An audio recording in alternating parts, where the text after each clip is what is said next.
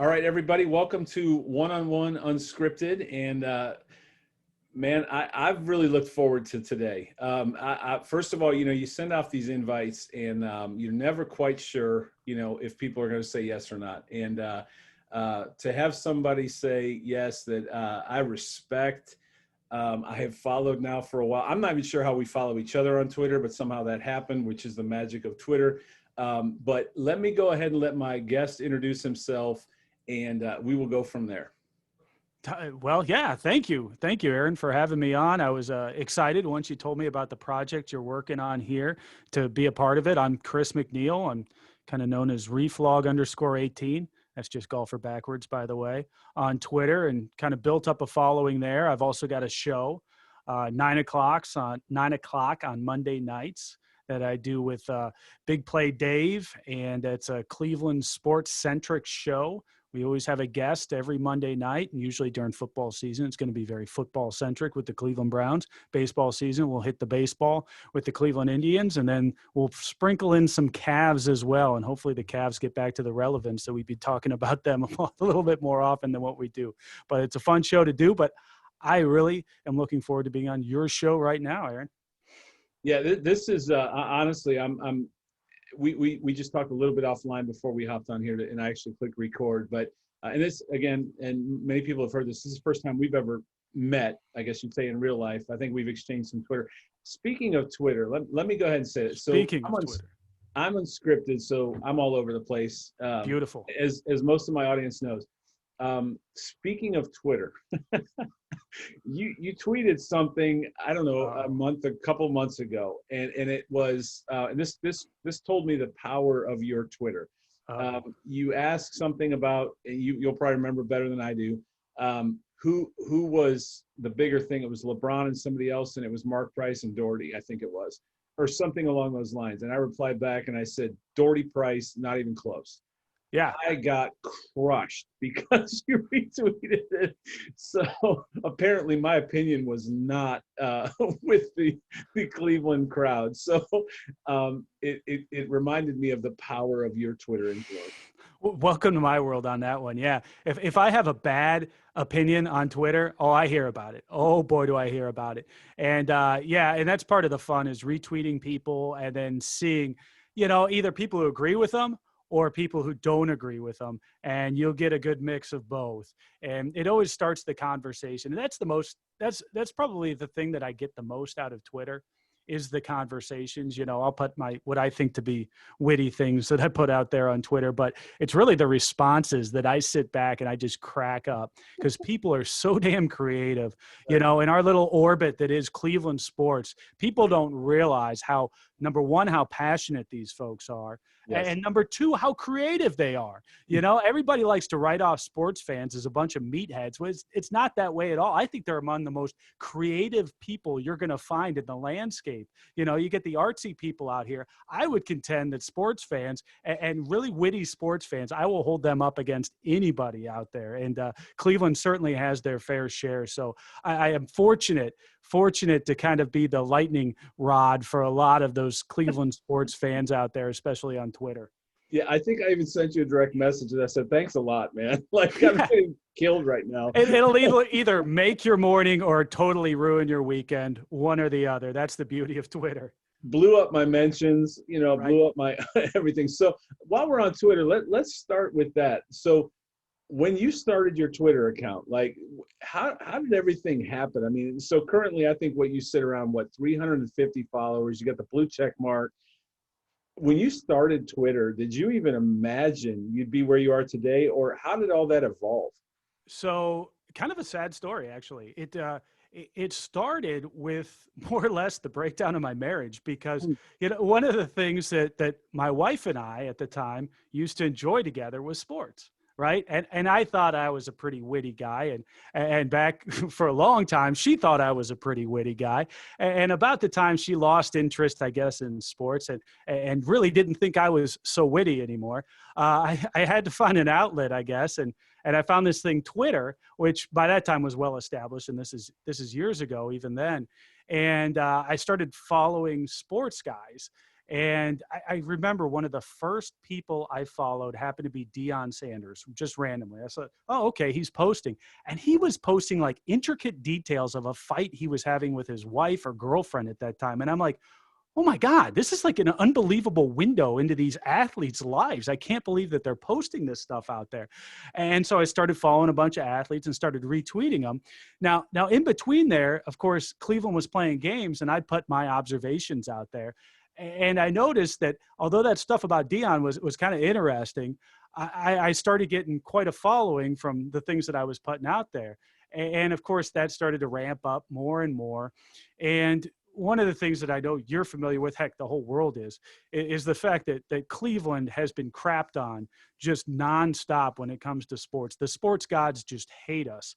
Yeah. And I've grown up that way. You know, I've been fortunate enough to see the Browns when they were good in the 80s, right? And into the 90s. I was fortunate enough to see the Cavs, like you were saying, with Mark Price and Brad Daugherty when they were good. I was fortunate to see the Indians back in the 90s. But outside of those things, and of course, LeBron's Cavs and winning the championship in 2016, but outside of those moments, that's all we've had. In between there is just layer upon layer of disappointment. And I guess just growing up a Cleveland fan and I guess being hardened to all that, I'm just so used to being self-deprecating with my teams. And that's what oozes out through that Twitter account. And people can relate to it because people know where you're coming from. And the thing I always tell people is the way I interact with Cleveland teams is the way I interact with my family, right? Like, I can make fun of my brother all day long, right? And I could get ruthless with my brother.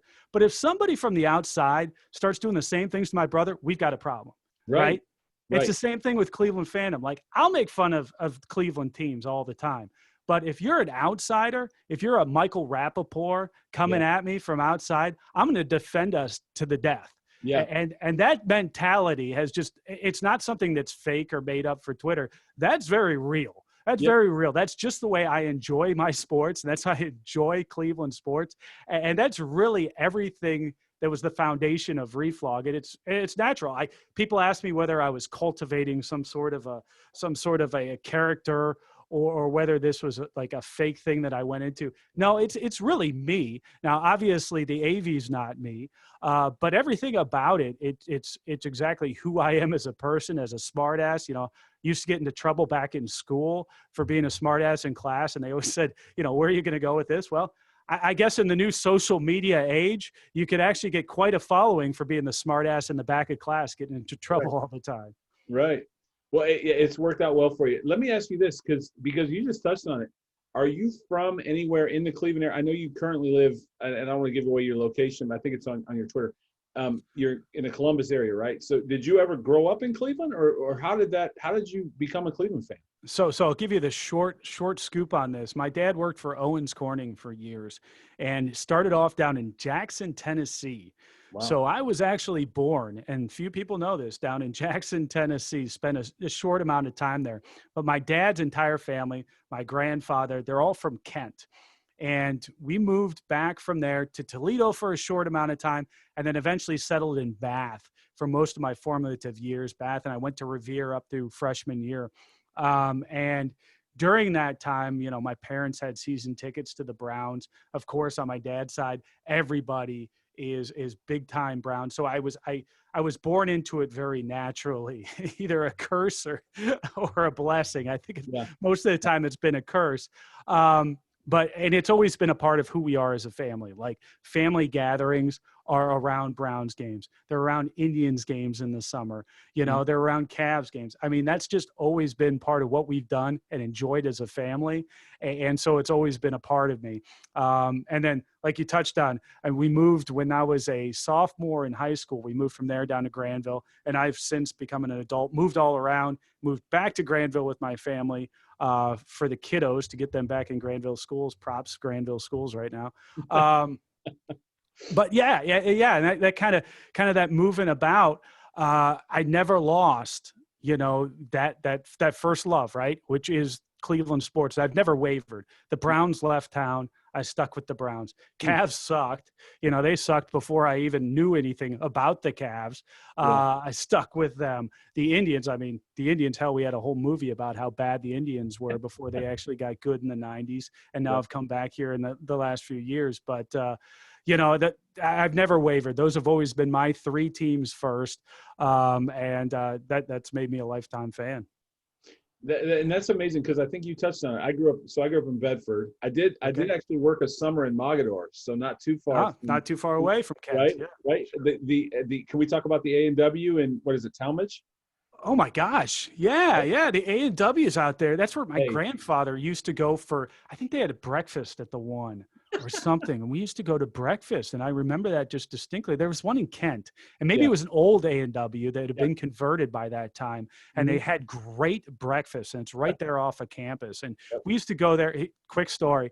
When my parents used to go to Brown, I haven't told this story in a long time. When my parents used to go to Browns games when I was really young, and I wasn't quite old enough to go to the games regularly, I'd go up with my grandfather up on the hill, and he owns like 72 acres out there outside of Kent. And we'd go up there and split logs while listening to the radio to Browns games. And always for that morning or the morning after, we would go to the A&W or whatever it was. There's a breakfast place downtown in Kent or just outside of Kent. And I can remember those days fondly. I could still see the place. It's closed down now, but yeah, it brings back good memories, man. Yeah. See what it is? Sports, Cleveland sports, it's all about family for me. And you just brought up a great story that I remember with Grandpa and splitting wood up on the hill. There you go. Well, I spent a summer working, the summer before I went off to college, I spent a summer working at the Carter Lumber in Mogador, Ohio, right over the railroad tracks. But you went, and I could drive it today, but I don't remember exactly where it is. But there was an A&W, so we used to go slam conies at the A&W on lunch. That's fantastic. And that was Carter Lumber.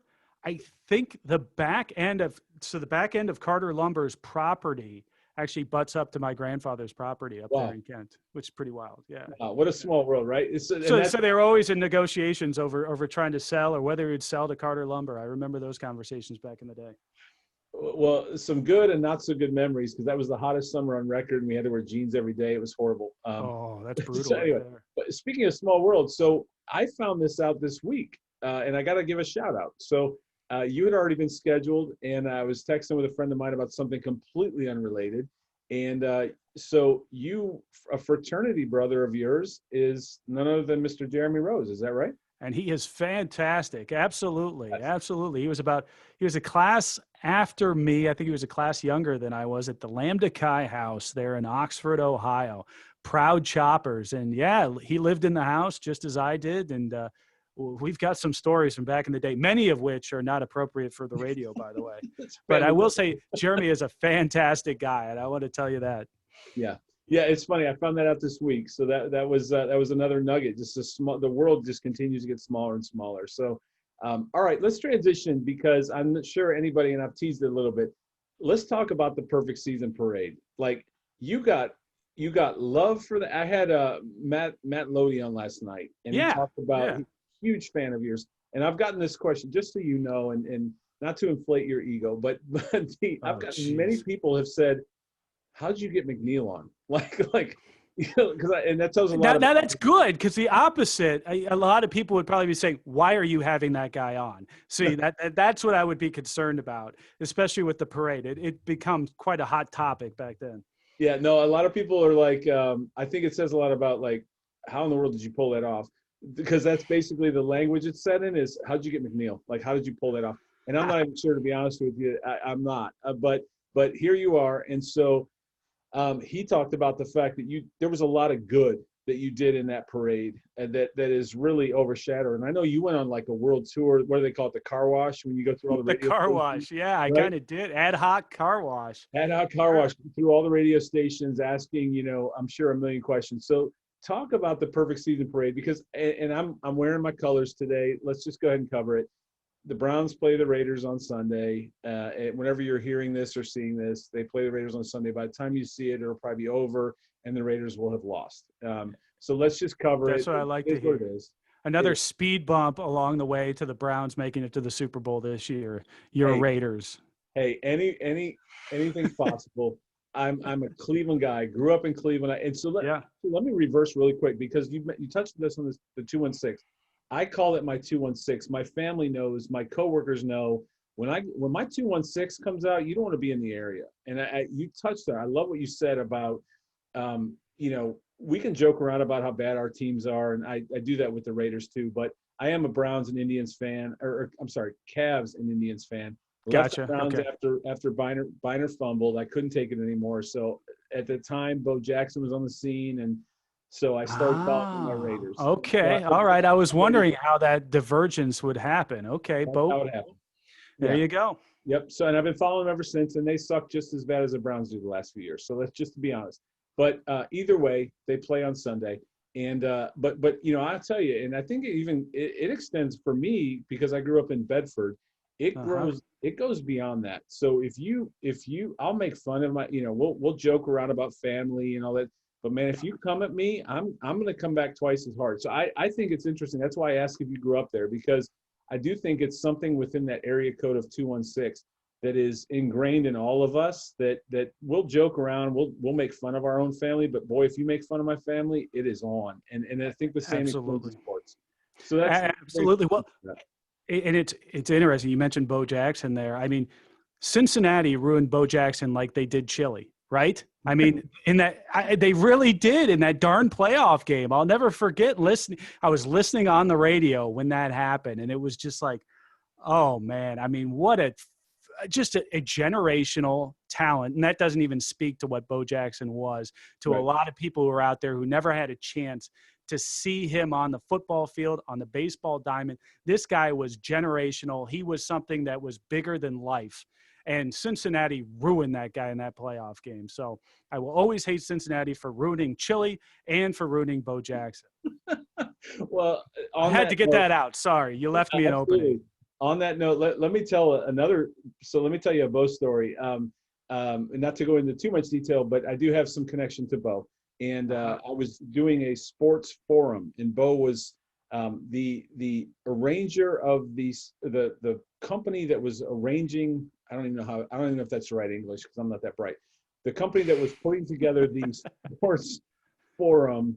Bo was they were wanting to be they were wanting Bo to be a keynote speaker. And so I got a call, and Bo at that point was potentially going to be a keynote speaker. And I got a call, and they said, "Hey, you're never going to guess who we got." And I'm like, "Who's that?" And they give me this name, and people will have to Google it. And I'm like, I don't know who that is. I'm not sure what that name is. And they're like, "Well, get this. It's the guy that tackled Bo and ended his career." And wow. Chris, I tell you, I looked at I literally pulled my Wow. phone away and looked at it and said, "Okay, like you wanted Bo to come to this, right?" Like, and again, I don't know if that would even matter. Maybe they're friends. I don't know, but Yeah. I'm pretty sure the last guy I would dial up to when I knew Bo was going to be a speaker at an event is the guy that ended his career in football.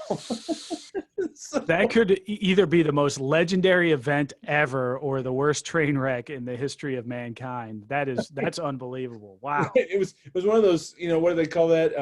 This is your life, and hey, Yeah.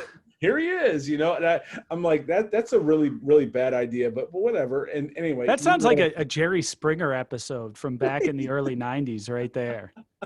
yeah. We have a surprise guest for you tonight, Bo.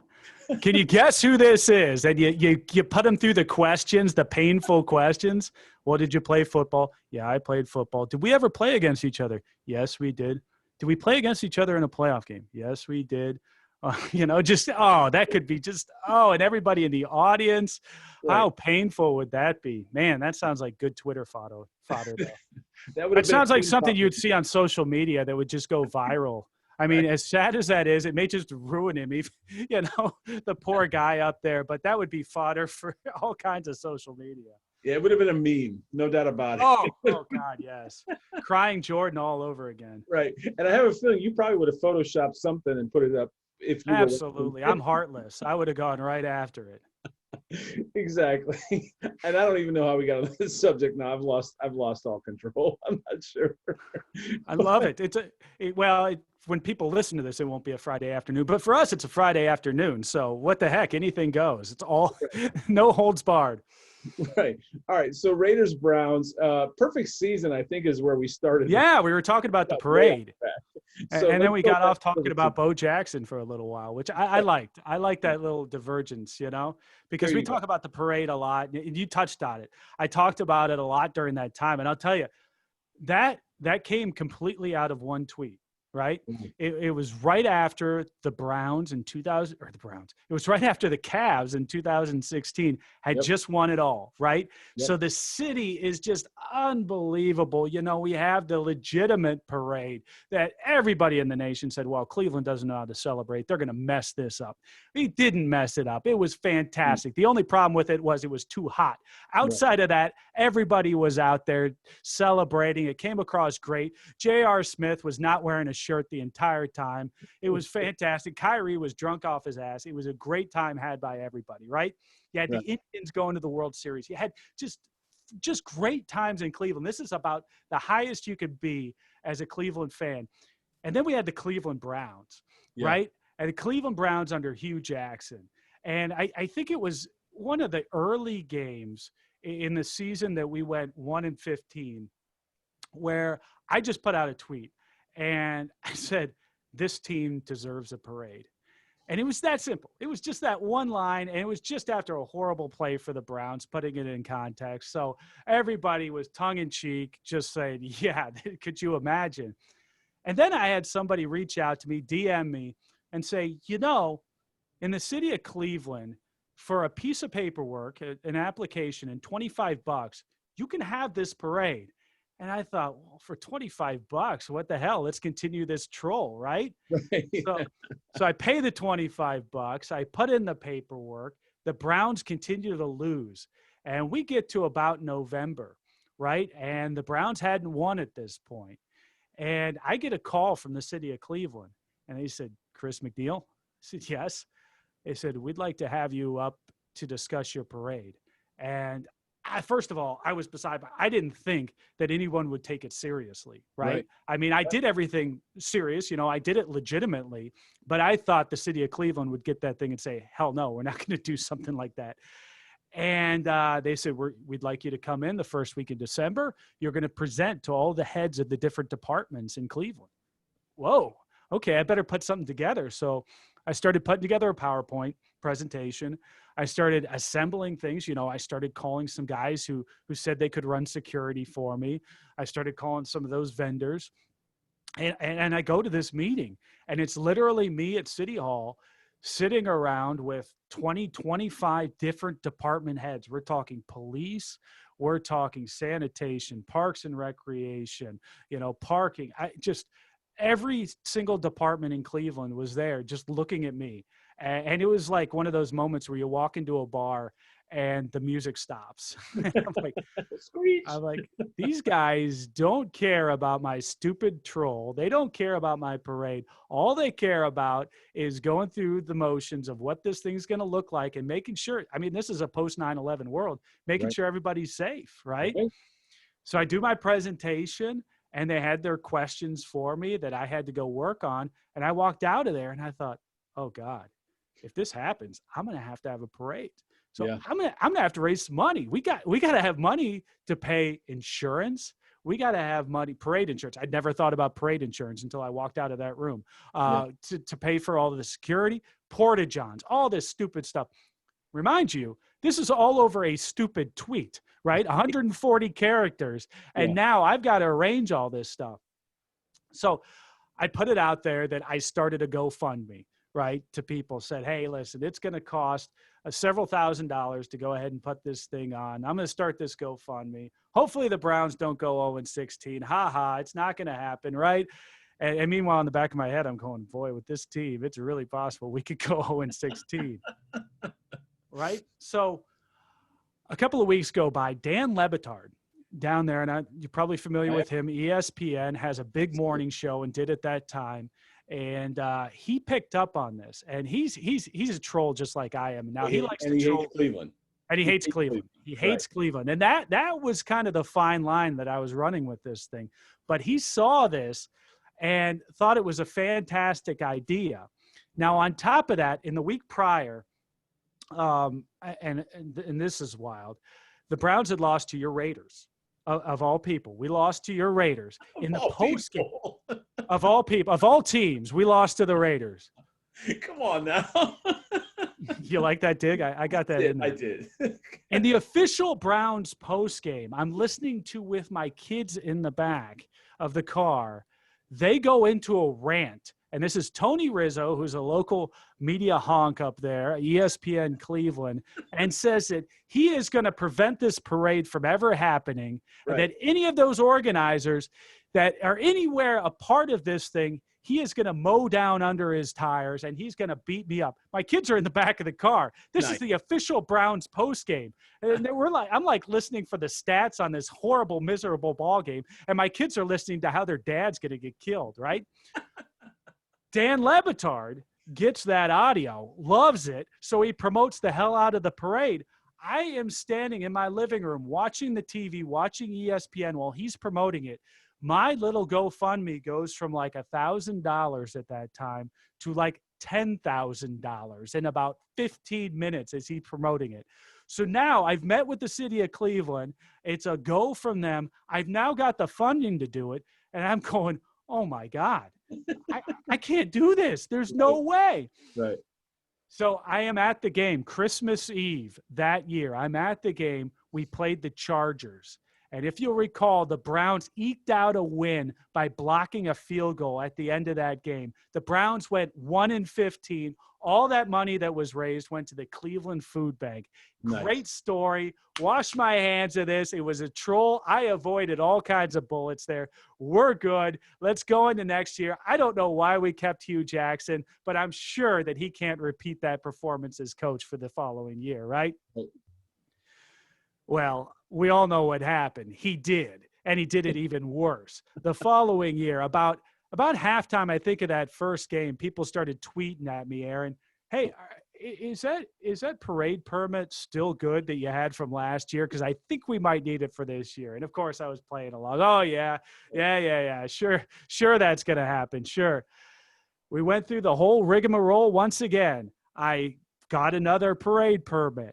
I went and started the GoFundMe. I talked to all the same people again about putting on this parade. I talked to the city of Cleveland. Now, this time, what was funny, when I talked to the city of Cleveland, I talked to them in early December, they were of the belief that this thing was going to happen. The year before, they were kind of half joking about it, I think, when they were sitting in the room. This time, they got me worried because of their just professionalism in that room where they're like, hey, do you have this? I'm like, no. A couple of weeks later, I get a call from Homeland Security. Oh, my goodness. To make sure that, hey, what are you doing for this? And all the while, I've got ESPN, as you talked about. I went on twice with Outside the Lines and the great Bob Lee, which was literally, I went to a studio here in Columbus. They do those things remotely. And I sat in a darkened room and just stared at a red light and had Bob Lee in my ear asking me questions. And that's all it was. And, of course, their production, it looked great on TV and it came across all right. And all the while, as I'm going on these national shows, you see my Twitter feed, and it's completely divided the town. Right. Because you alluded to it.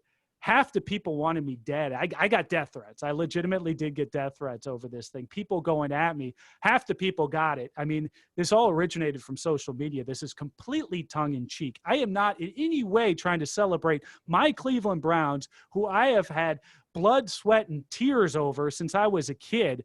I did not want them to go 0-16. I did not want to have this parade. They were in a sense forcing my hand by having this thing. But all the while, we got legitimate sponsors. Excedrin reached out to me, said, hey, we think that this is great. We're going to go ahead. We're going to pay you, whatever it is. It was like $3,000 to reach our goal at that time so we could actually have the parade. And for that, we're going to publish all kinds of things that say, hey, Cleveland, we understand you have a lot of headaches from your football team. Here's Excedrin to help you out. And we're going to give you hats, and we're going to give you all this promotional material down there. We had that. We had farmersonly.com. The guy who founded that is actually from the Cleveland land area. He reached out to me, said, hey, you may not be able to score on Sundays, but you can score during the week. by going on to farmersonly.com. So I had people coming out of the woodwork for this darn thing. So we had plenty of money to put this thing on. Right. We end up getting down there. It ends up being a great party for everybody who was involved. We had Rover's Morning Glory, and his bus was out there to kind of lead this thing off. We had probably 20 to 30, it was more like 30 floats. And these are floats that people had put work into. I mean, had gotten together in teams, obviously big drinking parties, putting these things together. The Browns don't give us anything to celebrate. You come to the end of the season. This really did, right? After they go 0-16, we're down there in the cold. And it was 0 degrees down there. And I'm not, it was literally 0 degrees. They said with the wind chill, it was -16. So it was literally 0-16. It was so great. I mean, how about poetry there? It was 0-16. Perfect. When we get down there. We lead this thing out. It was part party, for all these other teams that on that particular Saturday were out kind of getting geared up for their teams in the playoffs. We were out there having a party of our own. It was part protest. I mean, the Haslams really got it hard. There were people going after the Haslam family pretty darn hard, after Hugh Jackson, after everybody in the organization that led us to go into 0-16. And it was also partially like a mock funeral, really, because it was like, okay, let's bury things. Let's bury, the Swan and Johnny Manziel. Let's bury everything that were the old Cleveland Browns since we've come back. And let's have a resurgence, even though the team that's in there, and of course we held this thing right around the stadium, even though the team that's in there sucked and doesn't give us any pride on the field, we as Browns fans are coming out here to say, we're better than this. We expect better out of you as ownership. And even though it was that cold and that crappy, we had almost 3,000 people down there for this mock parade. I mean, for this parade, for this mock funeral for this team. Right. It was unbelievable. Yeah. And what was great and what I was really proud about, after I'd gotten a lot of crap from folks about having this and how it'd be a black eye on Cleveland, I think it came across right nationally. I think that they covered it the right way, that this was tongue in cheek. This isn't a bunch of idiots wandering around who are really happy about their team being 0-16 for some reason. We collected canned food down there for the Cleveland Food Bank. We had excess funds. I didn't make a dime off of this thing. Anything that was above the security, above, I had to pay the city of Cleveland, above the porta potties, all that went to the Ohio Food Bank, or the Cleveland Food Bank up there. Right. And then even in the aftermath, I talked to the police officers that were down there. I talked to the chief of police and said, hey, we didn't have any kind of nuts or anything go on or anything that caused a problem for you guys. And they said, absolutely not. And in fact, normally we would do a back charge on you guys for this, for overtime. And I don't know if they had overtime, but for having the officers down there, they said, because of the way everybody handled themselves down there and because we didn't have any problems, we're not going to do that. So you can take that money and you can put that to the Cleveland Food Bank, which is something I haven't had an opportunity to really share that with that many people. So it ended up being a really positive thing. I know that there are still people who look at me and say, that clown that put on this 0-16 parade. And I get it. I get it. If you don't come from social media and you don't understand the tongue-in-cheek nature of it, then you really don't get it. But I'll tell you one quick story before I leave the parade. One of the things that it really touched me, I was on the BBC. The BBC picked up this story and was talking to me about it. And of course, if you know anything about British humor, you know that they're all a little bit off. Right. But you also know that they get it. Like, I didn't have to explain. They were confused that people were upset about this. They're like, obviously this is tongue in cheek. Obviously, this is all satire. Obviously we understand what you're doing.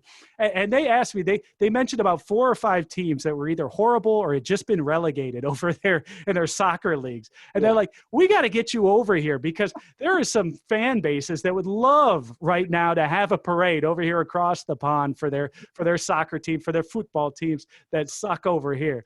And I was like, man, if they could get it over there, then I think we're doing something right. So I really appreciated that postscript onto everything with the parade. Well, man, that is a story. This podcast is built on stories, and maybe you have to be from Cleveland. I don't know, but I love it, all of it. That was amazing, and it was more than I could have even imagined in terms of a story. But It was you know, probably more than you wanted, but you gave no, me the opportunity to just give you all of the details of yeah, that.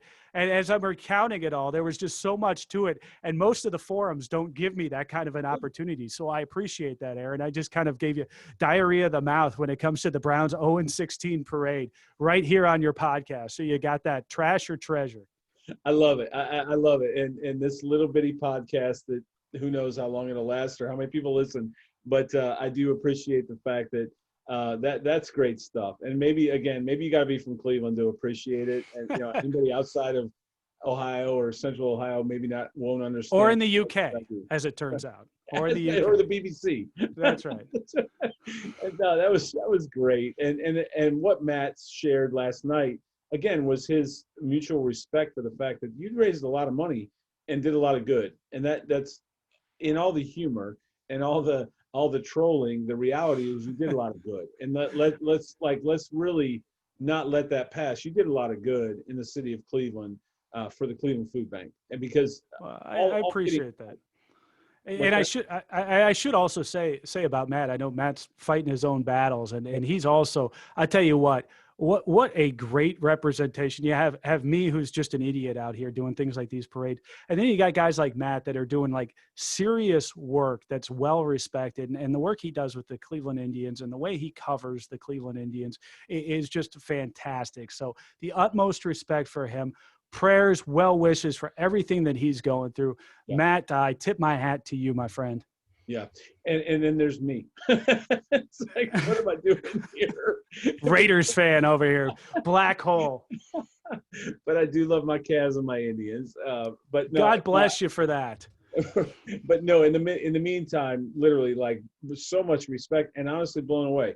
You know, you send out, again, I'll say it again, I send out these invites, and next thing you know, wow, both of you back to back. Pretty amazing for a guy from Cleveland, because I you know, again, a Raiders fan from Cleveland.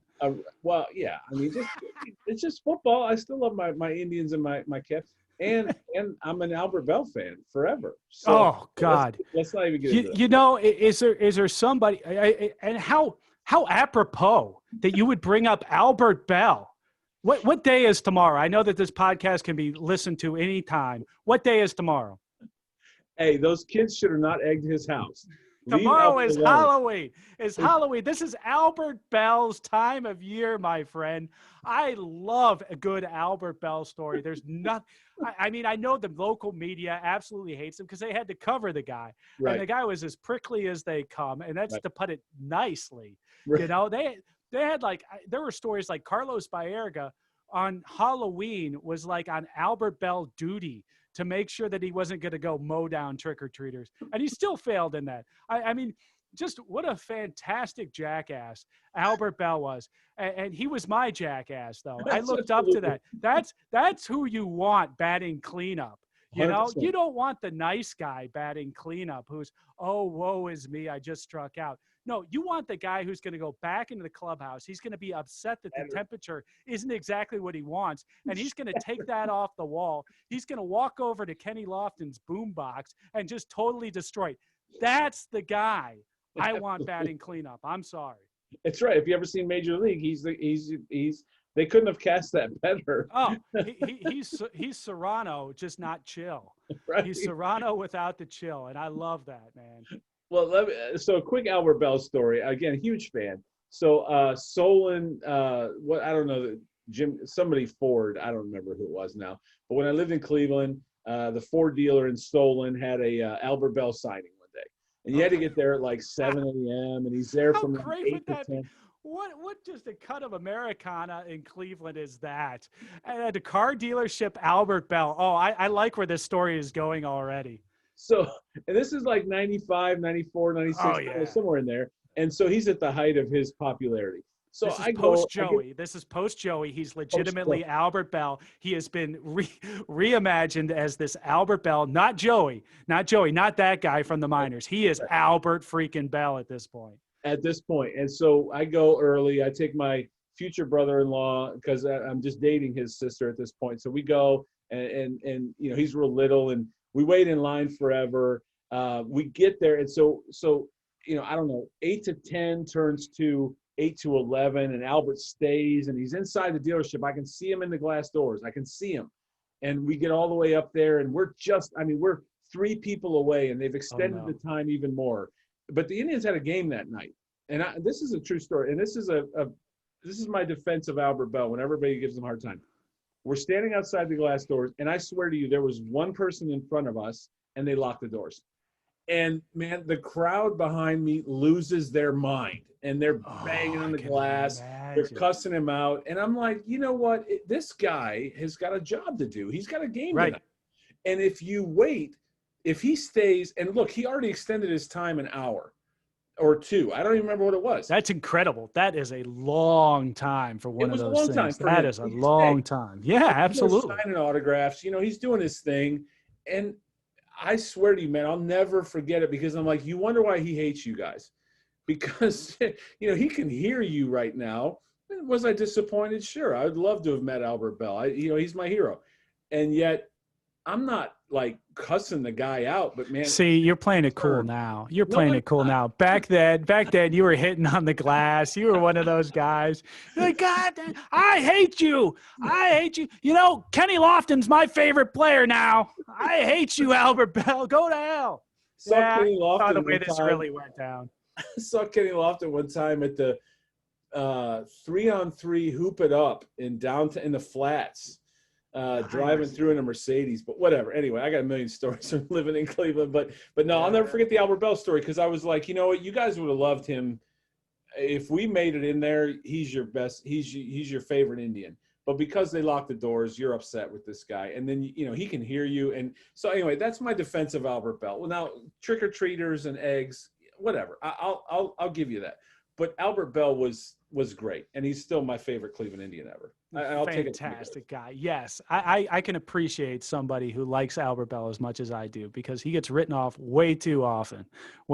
Another guy lost to a hip injury, degenerative hip with him. Right. Yeah. Should have never left Cleveland. That's exactly right. 50th, when you get 50-50. True story. Again, we were in the worst seats possible. We were like in the last row at the Jake, which it'll forever be the Jake. So absolutely. In the last row, I made signs because I knew we'd be on good old Channel 43 in Cleveland.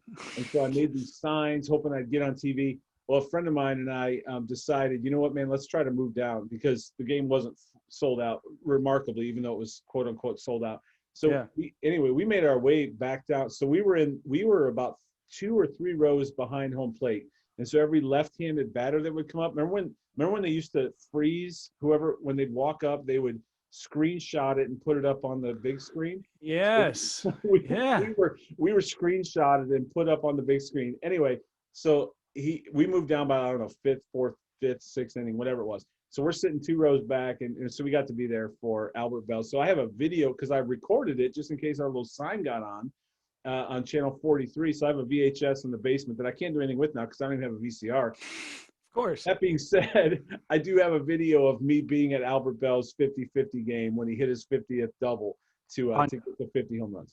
On Channel 43. On Channel 43. Oh, there's another slice of Cleveland right there. Doesn't get any better than that. No, it's great. It's great.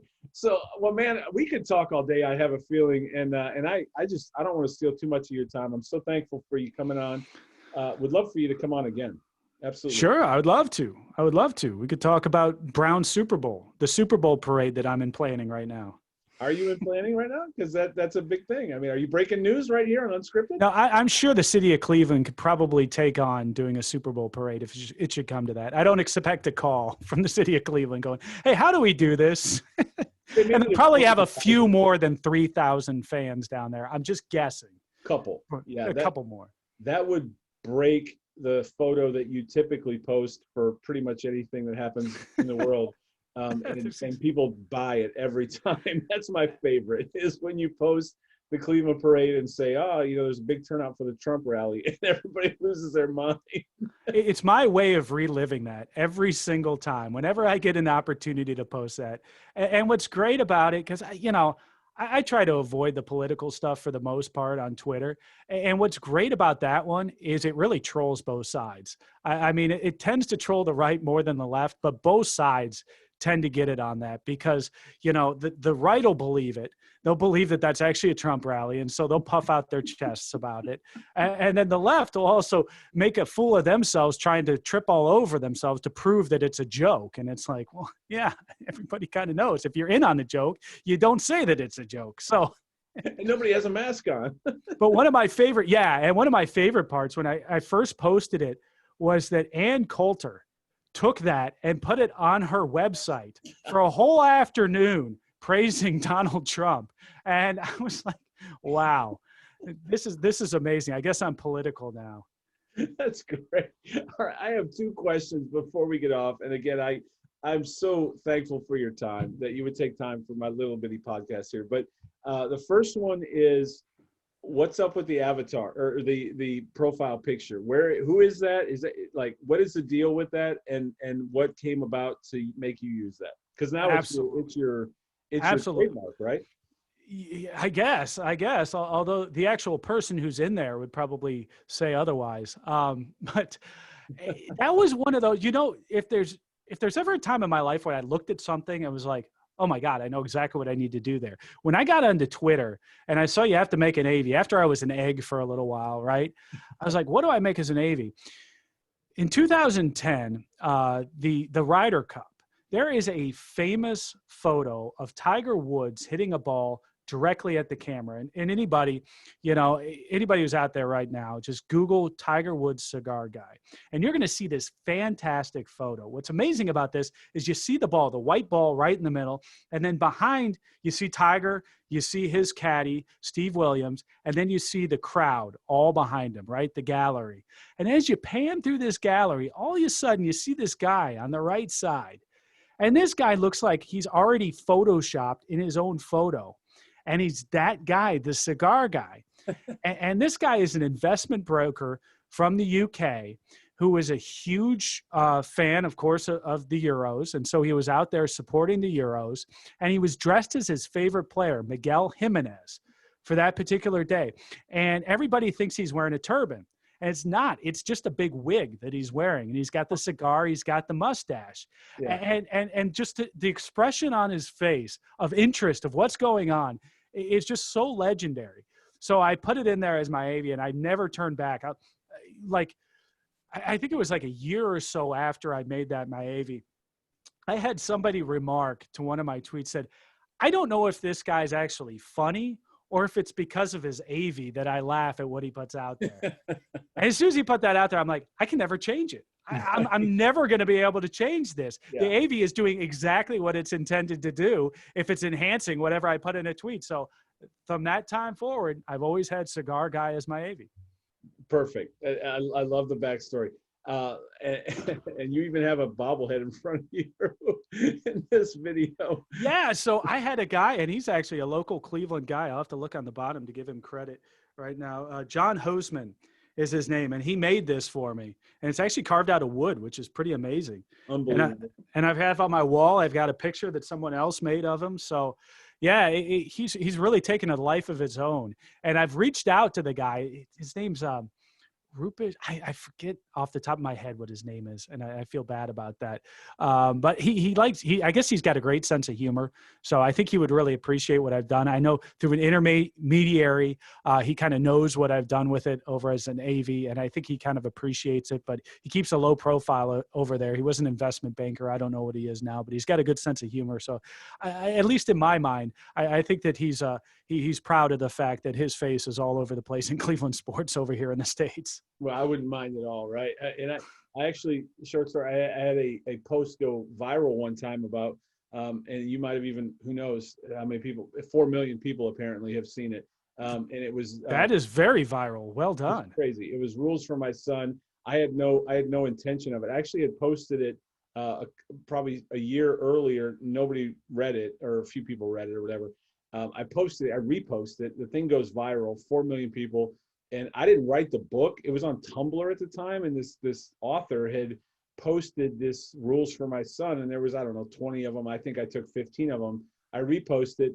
The thing goes crazy. It goes viral. 4 million people. And at one point, I got a letter from the I guy. think I did see this. You Yeah. absolutely probably did. So I get Yeah. 4 Yeah. million people, right? So I get this Right. letter. I get an email from the guy that said, "Hey, man, could you mention my book?" And I'm like, the worst part was I said clearly in the post, I didn't write this, people, but everybody thought I wrote it.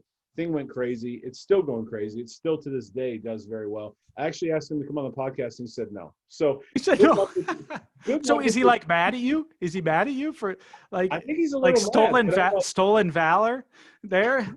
I think. And the thing is, that's why I emailed him recently and was like, hey, why don't you come on? It'd be a great story to tell. And we may sling a couple more of your books. And he said no. So I think he's still, You I think he's pissed him still a little off. That's irritated. great. But the reality is on my, like when you click on it, when you can buy the book and I clearly tell everybody I didn't write this. Like I've said that for a million years. But anyway, so good times. All right, last question. You have a full-time job. How do you maintain a full-time job and this whole other brand that you've developed? It's not that hard in the Twitter world because Yeah. you think about it. I mean, I'll really put out maybe 1, 2 tweets a day, maybe a few more than that, but it's really not that much. You think about how much you text during the day. It's no more than just sending out 1 or 2 texts. Maybe a little bit more thought goes into it, but anybody who's read my tweets sometimes say otherwise. And the majority of the quote unquote work, right, would be during Browns games. Yeah. Right. It's amazing the kind of interactions you get during Browns games. Sure. And that's stuff I enjoy doing. I mean, I don't do anything that I don't enjoy. And of course, that's all in my leisure time. So it's wild because you'll go from during the week, an average day for Reflog will probably get around 500,000 to 1 million impressions, right? Just an average day. And that's pretty good. You go to a Browns game and a close Browns game is going to get 4+ million impressions in a day from Reflog, which is incredible. You just talked about your viral. I mean, and that's a really good viral post. I mean, 4 million for a post is great. Right. It is. It's crazy big. But that's just what happens when you get more and more people involved and then talking about the Browns on your feed, over and over again. So at this point, it's just kind of something that's gotten enough momentum that it just continues because of its own more momentum, more so than me putting out a whole lot of content. Yeah, man, this has been awesome. And I'm so thankful for your time. And we mentioned it before we started clicking record. It's been great to get a peek behind the curtain because I think so many people know the brand, the avatar, the story, the perfect season. They probably may have seen you on TV or, heard the story. But to get a little bit the story behind the story, I can't tell you how much I appreciate that. And again, given this little bitty podcast, your time on a Friday when there's probably other things you could be doing. I really, really appreciate you being on. Aaron, this was fun. And hopefully by the time this makes it to everybody, the Browns will have beaten the Raiders. I'll leave it at that. Well, I think it's going to go up on Monday or Tuesday. And so we will for sure know. And I'm going to go ahead and I'm not a guy that bets, but I'll go ahead and I think you have so before I forget, I think you have some sponsors that for your shows. So let's talk about that before I get off. But I'm not a guy that bets, but if I did bet and I used one of your sponsors, I would not put it on the Raiders. Yeah, mybookie.com. You can go on to mybookie.com, which is a fantastic sponsor of mine. We've also got shacknews.com that sponsors the Big Play Reflog show every Monday night at 9 p.m. Please tune in. You can find it on my Twitter account. I've always got it pinned at the top. And it's a great show. It's a great show. It's a great follow. I'll put everything in the blog post so you have all those links as well in case somebody's driving down the road. But pretty sure we're going to be talking about a Browns victory because my Raiders defense. Now we're talking. Now we're talking. Unless Chucky can figure out what to do with the defense, you're looking at another Browns victory. They're 6-2, and the Raiders are probably not going to make the playoffs. Make Baker Mayfield look like a franchise quarterback for another week. That's what we need. Hey, and not to talk too much sports, but I believe if you can give Baker time, and this is weird too. I'm a North Carolina fan, so if you can give Sam Howell time, he's very similar to even body and build. They're very, very similar. If you give Sam Howell time, he will pick you apart. If you give Baker time, he will pick you apart. If you rush him like the other two teams have done, the losses they've had, and you make him uncomfortable, I'm not sure Baker's your guy. But he looked great on Sunday. He found something on Sunday, and that was that. Not that he needs confidence, but he found something on Sunday. The Raiders secondary sucks. Look for the Browns to win. Yeah, I think it's gonna be predicated on us establishing the run early, so that you take that off of Baker, and then on top of that, being able to move the ball around with OBJ out. Obviously you don't want to lose a guy like that, but there is that opportunity now for Baker to start moving the ball around a little bit more, and rather than forcing it to OBJ. And, this is something I've been talking about on my show for the last few years with Baker, is that he is most effective when he's hitting 8 to 10 receivers in a given game. Yep. And that's where we're rushing the ball. So we're rushing the ball for over 100 yards. He's hitting that many receivers. The offense is moving at that point. And that's where I found him to be most effective. You never want to lose a talent like OBJ. But, I think you really got to look at it as an opportunity for Baker to take a next step. And we'll see if it happens. Hopefully by the time everybody listens to it, you'll be saying, yep, that's exactly what happened on Sunday against the Raiders. Well, on Tuesday, we'll find out. Likely. All right. One last time, give me all your links. The best link to find me, just go to @reflog_18 on Twitter. That's just golfer backwards. You can find me there. And at the top of there is going to be my Big Play Reflog show. And then you'll also see all the gems that I put out during games, after games, and hopefully to commiserate at the end of this year with a good season rather than our normal for the Cleveland Browns. So we'll see. And if we do have a bad season, then it's on to the next one. We'll have the Cavs up next, and then the Indians after that, and the rotation begins. Right. Well, man, I appreciate you. I appreciate your time. It's been really fun. Really, really fun. And Jeremy Rosen told me you would be a blast, and you've absolutely been a blast to talk to. So shout out to Jeremy. Absolutely. Shout out to Jeremy. Open invitation anytime you want to come back. And even if you want to come back next week and talk about how the Browns won, that's fine too. Rub it in your face. I like that. I like as a Browns fan to finally be able to do that. We'll do it, man. I'm excited for the city of Cleveland. At the end of the day, my heart's always in Cleveland. So anytime they win, that's great. So it's awesome. Well, man, I appreciate your time. Have a great Friday. And we will hopefully talk soon. And I'm sure we'll talk on Twitter. Sounds good. Thanks, Aaron. Best to you. Bye-bye.